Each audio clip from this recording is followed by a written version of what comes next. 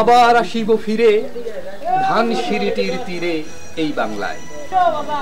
ধানসিঁড়ি নদীর এই তীরে গড়ে উঠেছে জীবনানন্দ স্মৃতি সংগ্রহশালা। শীত মৌসুম শুরু হয়ে গেছে। আপনারা যারা বেড়াতে পছন্দ করেন, যারা পিকনিক করেন, তারা চলে আসতে পারেন এই স্থানটিতে।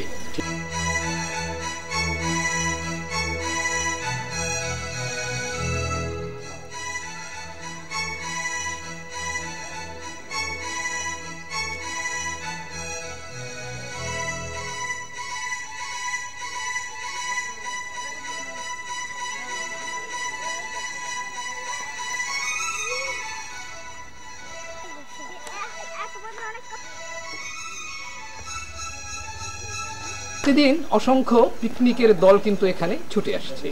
আপনিও বেড়াতে আসতে পারেন জীবনানন্দের স্মৃতি বিজড়িত ধানসিঁড়ি নদীর তীরে।